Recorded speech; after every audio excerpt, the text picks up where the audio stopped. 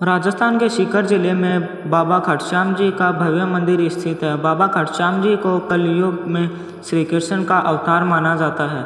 यहाँ हर साल लाखों की संख्या में भक्त इनके दर्शन मात्र के लिए आते हैं। खाटू श्याम के मंदिर के पास हर साल होली के समय भव्य मेला लगता है। इस मेले को देखने के लिए देश विदेश से हजारों श्रद्धालु आते हैं। कहा जाता है खाटू श्याम बाबा की पूजा करने से भक्तों की सभी मनोकामनाएं पूर्ण होती है और साथ ही घर में बिगड़े काम बन जाते हैं। बाबा श्याम सभी की मुरादें पूरी करते हैं और रंग को भी राजा बना देते हैं। शास्त्रों के अनुसार बाबा खटश्याम की मान्यता महाभारत काल से ही है। कहा जाता है कि यहाँ पांडुपुत्र अति बलशाली भीम के पुत्र है।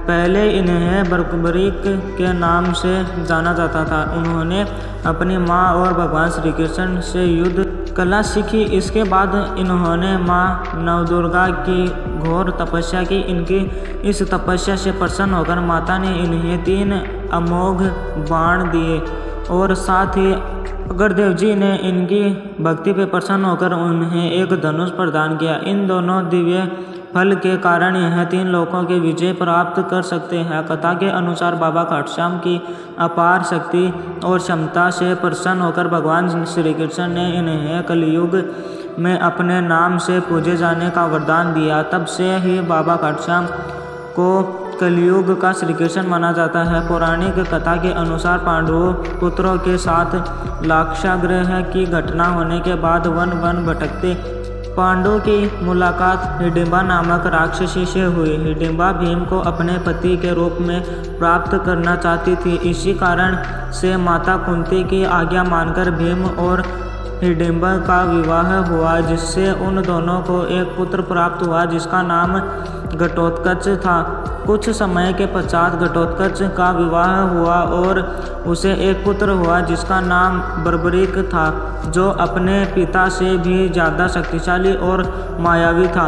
बर्बरीक देवी माँ का उपासक था। उन्होंने देवी माँ को प्रसन्न कर 3 दिव्य बाघ प्राप्त किए, जो किसी भी लक्ष्य को भेद के वापस बर्बरीक के पास सुरक्षित आ जाते थे। कथा के अनुसार महाभारत के युद्ध के दौरान बर्बरीक युद्ध देखने और शामिल होने के इरादे के कुरुक्षेत्र की ओर प्रस्थान कर रहे थे। भगवान श्री कृष्ण जानते थे कि अगर बर्बरीक युद्ध में शामिल हुआ तो वह पांडवों के विरुद्ध होगा। इसी कारण से श्री कृष्ण बर्बरीक को रोकने के लिए एक गरीब ब्राह्मण के रूप में बर्बरीक के समक्ष खड़े हो गए और उनसे पूछा कि तुम कौन हो और युद्ध भूमि कुरुक्षेत्र क्यों जा रहे हो।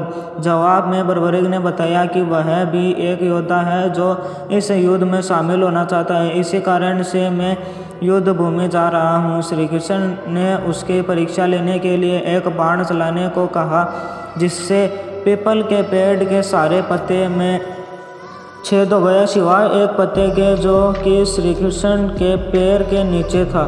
भगवान श्री कृष्ण ने कहा कि तुम तो बहुत ही पराक्रमी हो, मुझ गरीब को कुछ दान नहीं दोगे। बर्बरीक ने जब श्री कृष्ण से दान मांगने को कहा तो उन्होंने बर्बरीक से उसका शीश मांग लिया। बर्बरीक तुरंत समझ गए कि ये कोई ब्राह्मण नहीं है, इसलिए बर्बरीक ने श्री कृष्ण को उनके वास्तविक रूप में आने के लिए कहा और श्री कृष्ण अपने वास्तविक रूप में आ गए। बर्बरीक ने खुशी खुशी दान के रूप में भगवान श्री कृष्ण को अपना शीश दे दिया। बर्बरीक ने शीश दान करने से पहले श्री कृष्ण से युद्ध देखने की इच्छा जताई, इसलिए श्री कृष्ण ने बर्बरीक के कटे हुए शीश को युद्ध क्षेत्र के सबसे ऊंचे स्थान पर रख दिया। महाभारत के युद्ध में पांडव विजय होने के पश्चात आपस में वाद विवाद कर रहे थे। जब श्री कृष्ण ने कहा इसका निर्णय बर्बरीक का शीश ही कर सकता है, तब बर्बरीक के शीश ने कहा युद्ध क्षेत्र में श्री कृष्ण का सुदर्शन चक्र चल रहा था, जिससे सभी लोग कटे हुए वृक्ष की भांति रणभूमि में पराजित हो रहे थे। और बर्बरीक के शीश ने यह भी कहा कि रणभूमि के द्रौपदी महाकाली के रूप में रक्तपान कर रही थी। इससे श्री कृष्ण प्रसन्न होकर बरबरी के कटे हुए शीश को वरदान दिया कि कलयुग में तुम श्याम नाम से पूजे जाएंगे और तुम्हारे स्मरण मात्र से भक्तों का कल्याण होगा और साथ ही उन्हें धर्म, अर्थ का और मोक्ष की प्राप्ति होगी। अगर वीडियो अच्छा लगा हो तो उसको लाइक करें, सब्सक्राइब करें और अपने दोस्तों में शेयर करें और कमेंट में जय श्री श्याम लिखना ना भूलें।